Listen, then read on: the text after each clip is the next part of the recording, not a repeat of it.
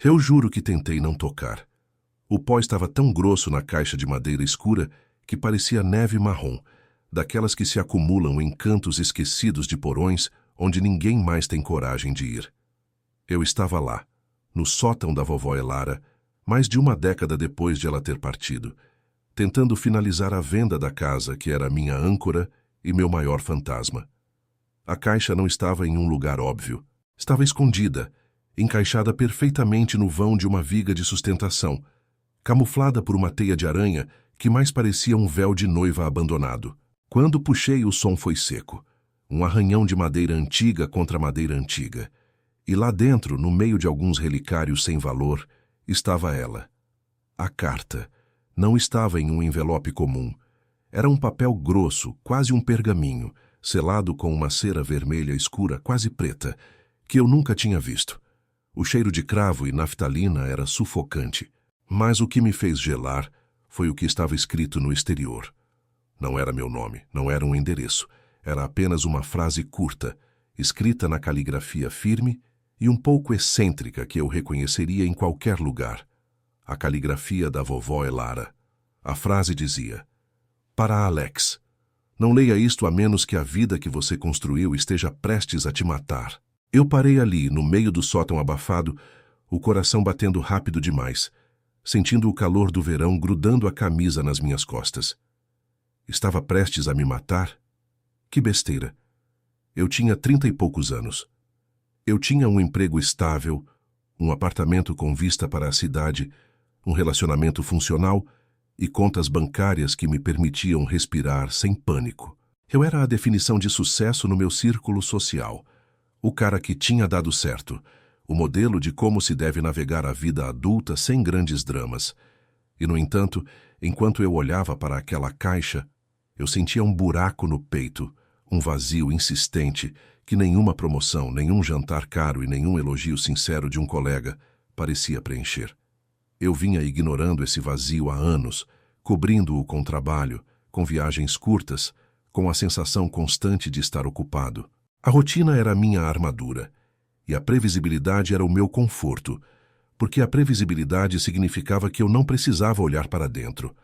A vovó Elara sempre soube ler nas entrelinhas da alma. Ela era a única pessoa na minha vida que nunca me perguntou o que eu fazia para viver, mas sim por que eu fazia. E eu sempre a achava um pouco exagerada, um pouco dramática. Mas agora, segurando aquele papel sujo, a frase dela parecia menos drama e mais um diagnóstico preciso. A vida que eu construí estava me matando. Talvez não fisicamente, mas estava sufocando a pessoa que eu realmente era. Eu me sentei em um caixote velho, observando o sol se pôr através da janela empoeirada. Eu deveria ter jogado a carta no lixo. Deveria ter respeitado o aviso. Quem era a vovó Elara para ditar o meu destino de além-túmulo? Ela era a rebelde da família, a artista fracassada, a sonhadora que viveu à margem, sem nunca ter atingido a estabilidade que minha mãe tanto prezava e que eu havia perseguido com tanta dedicação. Mas o problema era este. Nos últimos meses, aquela estabilidade tinha se transformado em estagnação. Eu acordava todos os dias, sabendo exatamente como o dia terminaria. Minhas conversas eram repetitivas, meus objetivos eram apenas números a serem alcançados, e o futuro, que deveria ser emocionante, parecia apenas uma versão mais gasta do presente. Eu estava vivendo uma vida que parecia ótima no papel, mas que, na verdade, era apenas uma simulação. A tentação de ler a carta não era apenas curiosidade, era desespero. Era a última esperança de que existia algo mais, algo além do cinza que eu pintei sobre a minha própria existência. Era a necessidade de ouvir uma voz que me dissesse: "Alex, pare de fingir." O selo de cera parecia intransponível. Tentei quebrar com o polegar, mas a cera era dura e resistiu.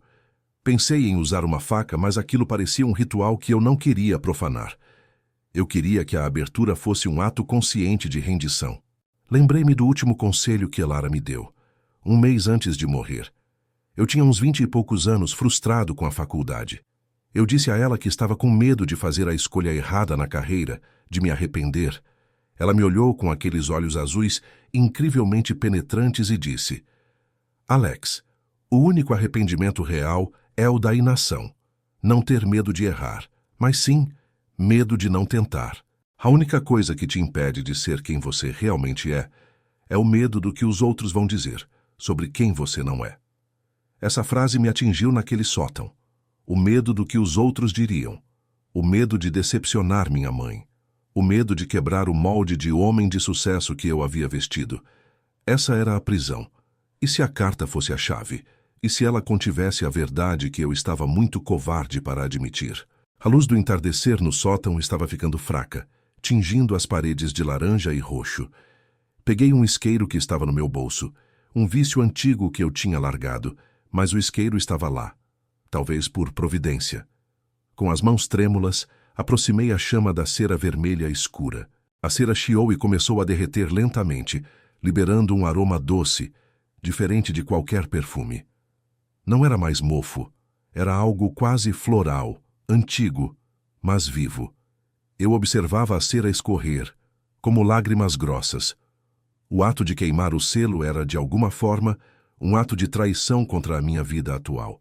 Era um juramento silencioso de que eu estava disposto a arriscar tudo. Quando o selo finalmente se quebrou, o papel de pergaminho se desenrolou um pouco, ansioso para revelar seu conteúdo. O papel era extremamente denso e eu percebi que o texto era longo, escrito dos dois lados, com margens mínimas. Vovó Elara não poupou palavras, o que não era surpresa. Meus dedos tremiam tanto que quase deixei o papel cair. Eu o segurei com firmeza, sentindo a aspereza da fibra. Respirei fundo. Este não era apenas um pedaço de papel. Era um portal, uma linha de não retorno. Depois de ler isto, eu não poderia voltar a ser o Alex de 5 minutos atrás. O Alex que estava seguro em sua gaiola de ouro. Eu sabia disso. A leitura exigiria coragem, mas a verdade é que, no fundo, eu estava mais assustado em não ler do que em ler. Estar à beira de uma mudança radical era assustador, mas a alternativa, o tédio perpétuo e a sensação de morte lenta, era insuportável. A luz quase se foi. Eu tive que segurar o papel perto do meu rosto para distinguir as primeiras palavras na penumbra do sótano. A caligrafia era, como eu me lembrava, um pouco inclinada, decisiva, sem espaço para dúvidas. E então eu li a primeira linha. Não era uma saudação. Não era um olá ou sinto saudades. Era uma afirmação tão direta e brutal que me fez sentir um impacto físico, como se tivesse levado um soco no estômago. A frase estava ali, cravada no papel amarelado, um desafio, um julgamento e uma promessa. E ela mudou tudo. Alex, se você está lendo isto agora, significa que você finalmente admitiu a si mesmo que a casa que você comprou, o carro que você financiou e o cargo que você conquistou são apenas caixas vazias, esperando para serem preenchidas pelo seu verdadeiro eu, que você enterrou há muito tempo. Eu pisquei. Caixas vazias. Era exatamente isso que eu sentia. Não era um fracasso, era uma falta de substância. A carta me via. Ela via o vazio que eu escondia de todos, até de mim mesmo. Continuei lendo, sentindo o ar rarefeito do sótão. Eu sei que você se orgulha da sua estabilidade. Estabilidade é a palavra favorita das pessoas que têm medo de viver. Mas eu te digo, meu neto, essa estabilidade que você construiu, usando tijolos de expectativas alheias e cimento de conformidade social, está afundando. Está te puxando para o fundo de um lago de mediocridade que você jurou evitar quando era criança. Cada palavra era como um bisturi, cortando as camadas de negação que eu havia usado como proteção. A crítica era intensa, mas carregava consigo uma estranha dose de amor e urgência. Elara não estava me julgando. Ela estava me libertando à força. Eu te deixei uma regra fundamental para a sua jornada, Alex, e você a quebrou. Você prometeu viver intensamente. Você prometeu nunca se contentar com um bom o suficiente. Mas olhe para você agora. Você é bom o suficiente. Você é aceitável. Você é seguro. Você se tornou a coisa que mais temíamos, previsível. Previsível. Essa palavra ecoou na minha cabeça. Previsível. Era o oposto de tudo que eu sonhava ser. O jovem que eu fui, cheio de planos e fogo na alma, teria desprezado o homem que eu me tornei. E vovó Elara estava me forçando a encarar esse homem. A carta continuava, e a tensão entre a crítica e o propósito dela se intensificava. Esta carta não é um testamento de bens materiais. Você não precisa de mais dinheiro. Esta carta é um testamento de coragem.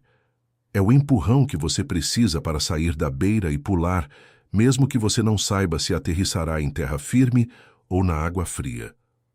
Eu sei que você tem medo da incerteza, mas a incerteza, Alex, é o único lugar onde a verdadeira vida acontece.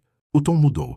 De repente não era mais sobre o que eu tinha feito de errado, mas sobre o que eu ainda podia fazer. O gancho motivacional estava se apertando.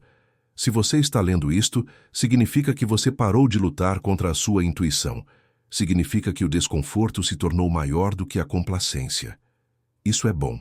Isso é o primeiro passo, porque o maior perigo na vida não é falhar em alcançar seus sonhos, é ter sucesso em alcançar os sonhos que não são seus.